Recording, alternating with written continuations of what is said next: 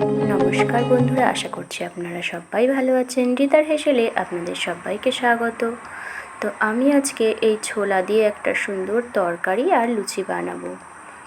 তো তার জন্য আমি ছোলাটা পরিষ্কার করে ধুয়ে ভিজিয়ে রেখেছিলাম। এটা সিদ্ধ করে নিতে হবে।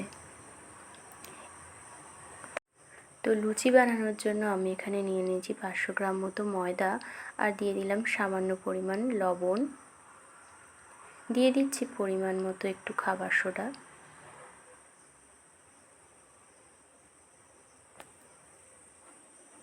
অল্প একটু কালো জিরে, সামান্য একটু চিনি আর একটু গ্রেট করা আদা দিয়ে দিলাম। আপনারা আদাটা না দিলেও দিতে পারেন। এখানে আমি দিয়ে দিচ্ছি একটু টক দই। ব্যাস, সবগুলোকে এবার ভালো করে মেখে নেব।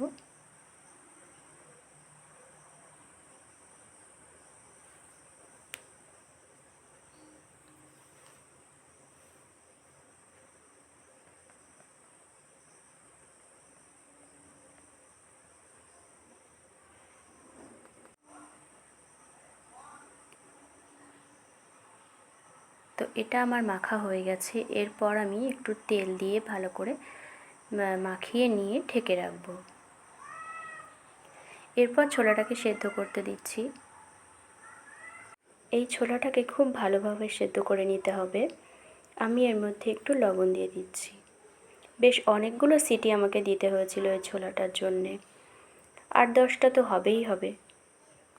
তরকারিটা বানানোর জন্য নিয়েছি ধনেপাতা, টমেটো কুচি, আলু, গ্রেট করা আদা, একটু লঙ্কা, আর নিয়েছি শুকনো লঙ্কা, তেজপাতা আর জিরে। দিয়ে দিলাম ফোড়নের জিরে, তেজপাতা, শুকনো লঙ্কা।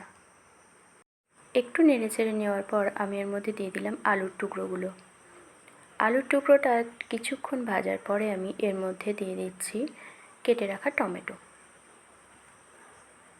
এর মধ্যেই আমি লবণটা অ্যাড করে দেব, যাতে ভালোভাবে এটা তাড়াতাড়ি সেদ্ধ হয়ে যায়।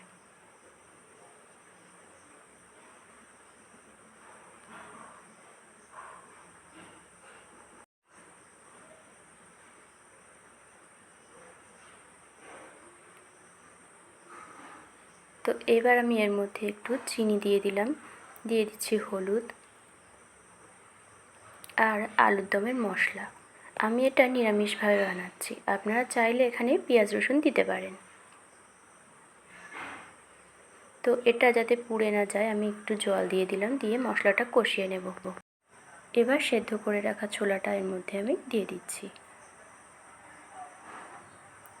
দিয়ে ভালো করে নেড়ে চেড়ে কষিয়ে নিতে হবে।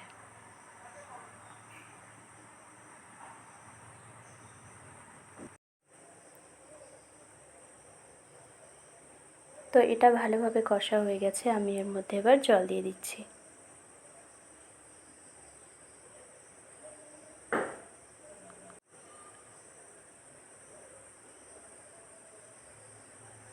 তো ঝোলটা ভালোভাবে ফুটছে, আমি এগুলো একটু গালিয়ে দেব। এভাবে হাতার সাহায্যে একটু চেপে চেপে ছোলাগুলো গালিয়ে দিতে হবে, তাহলে ঝোলটা একটু ঘন হয়ে যাবে। আর এর মধ্যে আমি ধনেপাতা কুচিটা দিয়ে দিলাম। তো এটা প্রায় রেডি হয়ে গেছে। আমি দিয়ে দিচ্ছি একটু সামান্য চিনি, দিয়ে দিচ্ছি ঘি আর গরম মশলা। ব্যাস, এটা রেডি হয়ে গেছে। এবার ঢাকনাটা দিয়ে একটু ঢেকে রাখবো। তো ময়দাটা আমি কিছুক্ষণ রেস্ট করতে দিয়েছিলাম। এবারে এগুলো একটা একটা করে বেলে নিচ্ছি। আপনারা কে কে এই ছোলাটা এভাবে তরকারি বানিয়ে খেয়েছেন আমাকে কিন্তু কমেন্ট করে জানাবেন। আর যারা বানাননি তাদের কাছে এই রেসিপিটা কেমন লাগলো অবশ্যই আমাকে বলবেন।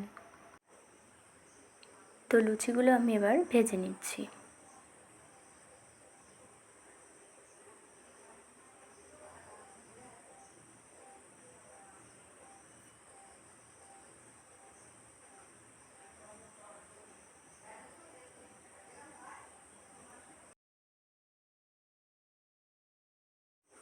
তো এভাবে একে একে আমি সবগুলোকে ভেজে নিয়েছি।